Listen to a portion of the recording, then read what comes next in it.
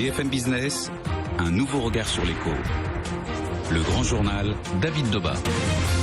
La fréquentation touristique a progressé en Ile-de-France, en tout cas au premier semestre. C'est ce qui ressort de chiffres publiés aujourd'hui. On en parle avec vous. Vincent Berthiaud, bonsoir. Bonsoir. Merci d'être avec nous. Vous êtes responsable de la communication institutionnelle au comité régional du tourisme. Alors quelques chiffres justement. On parle de 15,9 millions d'arrivées hôtelières sur le premier semestre. Donc encore une fois, on parle bien de l'Île-de-France, Paris et Grande Couronne, donc principalement boosté, on va dire ça comme ça, par le retour des touristes chinois. Comment expliquer ce retour des touristes chinois ? Alors, c'est des chiffres qui sont satisfaisants et effectivement, il y a deux clientèles qui poussent la destination. Premièrement, les Français. Un retour des Français avec presque plus de 3% d'arrivée de Français. Et puis des Chinois, 49% d'arrivée de Chinois. Ça paraît un peu surréaliste. En fait, il faut savoir que l'année dernière, on s'était un peu stabilisé par rapport à l'année d'avant, où l'année d'avant, on avait fait aussi une progression de presque plus 50%. Les Chinois, tout simplement, c'est un marché énorme. Et aujourd'hui, il y a un pouvoir d'attraction de la destination par Île-de-France qui est très important sur ce marché. On réalise un certain nombre d'actions. Et puis il y a des choses qui les choquent. On se souvient du Premier ministre chinois qui avait parlé lui-même de l'insécurité dans Paris. On parle beaucoup de la saleté parisienne, comme des choses qui les choquent. L'attractivité, oui, mais il y a autre chose derrière. On parle notamment d'un système d'attribution de visa facilité en 48 heures. Ça a boosté. Alors, très clairement, le gouvernement a mis en place un certain nombre de mesures qui ont été très positives et la mesure principale, c'est de permettre l'obtention de visa en 48 heures. Évidemment, ça a boosté. Là, on est donc sur plus de 49%. On espère arriver à plus de 900 000 arrivées de Chinois cette année à Paris-Île-de-France, ce qui ça va devenir la troisième clientèle en Île-de-France, donc c'est énorme. Et puis le Premier ministre également avait effectivement rencontré le Premier ministre chinois, avait dit qu'il souhaitait accueillir encore davantage de Chinois et d'ailleurs Laurent Fabius espère en tout cas plusieurs millions de Chinois dans les années à venir. On sait ce qu'ils font, ces Chinois, cette clientèle chinoise, on sait ce qu'elle fait à Paris, on sait combien elle dépense, on sait où elle dort. Alors, on sait à peu près combien elle dépense. Le panier moyen d'un Chinois, c'est 1 300 € par tout personne. Compris. Hébergement compris. Tout compris, ce qui est très important, ce qui en fait l'une des clientèles les plus dépensières en Île-de-France. Et puis, on sait aussi ce qui les attire, et ce qui les attire principalement, c'est le shopping. À plus de 60%, les Chinois disent venir en Île-de-France pour faire du shopping. Une polémique depuis quelques jours autour de l'ouverture de certaines zones marchandes, le dimanche notamment. Et les syndicats nous disent faut arrêter de rêver, le touriste chinois ne vient pas aux Galeries Lafayette le dimanche soir pour acheter un parfum. C'est faux. Je ne sais pas si c'est faux. Après, nous, on a toujours été favorable à l'ouverture des magasins le dimanche, parce qu'effectivement... C'est une vraie demande des touristes ? C'est une vraie demande des touristes. On a beaucoup de touristes qui sont aussi des city breakers, en dehors des Chinois. Vous savez, on est une destination où on reste finalement peu de temps dans la destination, et donc si vous passez 3-4 jours à Paris-Île-de-France et que sur ces 3-4 jours il y a une journée où vous êtes fermé, effectivement il y a une perte de recettes qui est importante. Bon, alors à l'inverse, là on a regardé le verre à moitié plein, on va regarder le verre à moitié vide si vous le voulez bien. Il y a un gros gadin de la part de la clientèle russe notamment. Je crois qu'on est un repli de près de 40%. Qu'est-ce qui s'explique? C'est uniquement géopolitique?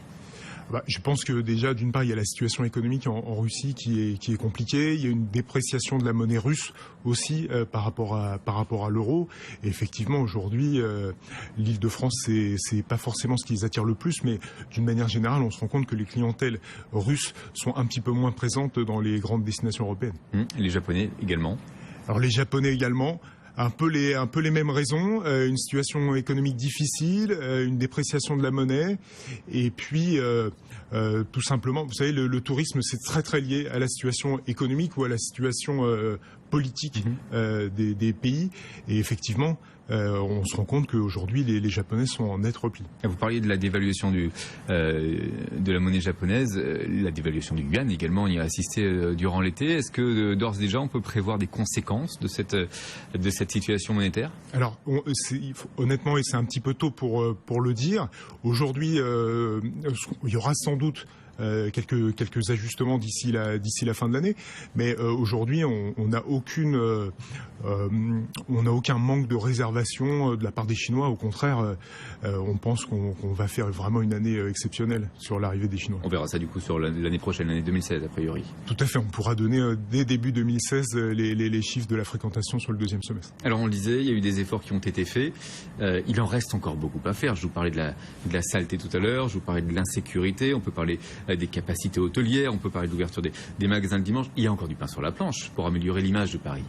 Il y a toujours du travail. Après, ce qu'il faut savoir, c'est qu'on est une destination, contrairement à ce que beaucoup pensent d'ailleurs, une destination de grande qualité. On a un taux de satisfaction qui est plus de 93% de toutes les clientèles. Alors c'est du French bashing quand on entend dire oui, on est désagréable. Tout à l'heure, on diffusait même un papier disant qu'on était parmi les touristes les plus radins. C'est du French bashing. Il y a quand même une réalité derrière tout cela. En tout cas, je ne sais pas si à l'étranger on est les touristes les plus radins. En tout cas, ce qui est sûr, c'est que aujourd'hui, les clientèles internationales, et y compris la clientèle française, considèrent qu'on est une destination de grande qualité et sont relativement satisfaits des prestations. Après, il y a deux sujets sur lesquels on peut encore s'améliorer, qui sont notamment la question de la sécurité. Et puis également la question de la propreté dans Paris intramuros, qui peut poser parfois, ou y compris dans les transports, qui peut poser un certain nombre de difficultés. Mais sur la sécurité, on parlait aussi des Chinois. Il faut savoir aussi que la préfecture de police de Paris-Île-de-France a fait beaucoup d'efforts, a mis en place un certain nombre de brigades spécialisées sur des zones touristiques. Enfin, il a fallu quand même des grèves du personnel de la Tour Eiffel, des grèves du personnel du Louvre, et j'en passe. Oui, non mais après on peut toujours s'améliorer. Moi, je suis pas le porte-parole de la préfecture de police, mais il y a des efforts qui sont faits par le gouvernement. Il y a des efforts aussi qui sont faits par tous les organismes et tous les opérateurs de tourisme. Nous, on a une grande stratégie sur la qualité de l'accueil. On a des points d'accueil dans les aéroports, aux Galeries Lafayette maintenant, à Disney, à Versailles. On accueille plus de 2,5 millions de visiteurs français et internationaux. Donc c'est cette qualité de l'accueil qui sera un facteur de différenciation par rapport aux autres destinations. On a longtemps entendu dire également qu'il manquait des hôtels, des chambres disponibles, ce qu'on appelle la capacité hôtelière. Tout cela, c'est vrai qu'il y a eu pendant longtemps des palaces qui ont été fermés pour rénovation. Tout cela aujourd'hui est derrière nous. Non, tout cela aujourd'hui n'est pas encore derrière nous. On est en rattrapage. On avait un besoin à peu près de 20 000 chambres à l'horizon 2020-2025. Aujourd'hui, on a une offre nouvelle qui est en train de se développer et qui se développe principalement en dehors de Paris intramuros. Et ça, c'est la chance de la destination, c'est d'avoir encore des zones de respiration, puisque on le sait, le cœur de la destination commence à être un peu saturé. On a des espaces pour développer et on le sait que dans les années qui viennent, il y a encore de nouvelles capacités d'hébergement qui vont se développer. C'est ce qui fait qu'il y a une moindre pression sur les prix, notamment donc dans cette grande couronne, parce que les prix ont chuté en moyenne de 2%, hormis dans Paris intramuros, où là ils ont augmenté de 3 à 4%. Oui, alors de toute façon, globalement, les prix sont un petit peu moins chers à Paris intramuros. On va dire que le prix moyen d'une chambre milieu de gamme, c'est un peu moins de 100 € en dehors de Paris et un peu plus de 130 € dans Paris. Donc oui, il y a une offre nouvelle dans Paris Île-de-France, dans l'Île-de-France. Donc après, il y a un petit phénomène d'ajustement qui s'est passé dans Paris intramuros, puisque les hôteliers ont une petite baisse de leur taux d'occupation qu'ils ont répercuté sur les prix. Ils ont légèrement augmenté les prix. Baisse due notamment à une concurrence comme celle d'Airbnb. Effectivement, alors il y a plusieurs facteurs qui jouent. Premièrement, il y a une légère contraction de la durée de séjour qu'on a observé depuis le début de l'année. Deuxièmement, il y a évidemment l'hébergement alternatif. Et on se rend compte que le phénomène Airbnb, mais il n'y a pas que Airbnb, il y a d'autres concurrents. C'est une nouvelle mode pour les clientèles. Il y a quelques mois, la Fox News faisait beaucoup de bruit avec ces fameuses no-go zones, on se souvient du scandale. Est-ce qu'il y a mine de rien une répercussion? Est-ce qu'on peut noter les conséquences de ces fausses no-go zones de Fox News? Non, très honnêtement, je ne crois pas qu'il y a eu une véritable répercussion. Les touristes se rendent bien compte que les no-go zones, ça n'existe pas. Il y a eu un certain nombre de réponses, d'ailleurs, de politiques de premier plan par rapport à ces médias. Elles ont tardé quand même, ces réponses. Elles ont sans doute tardé. Maintenant, non, il n'y a pas eu d'effet Fox News à Paris-Île-de-France.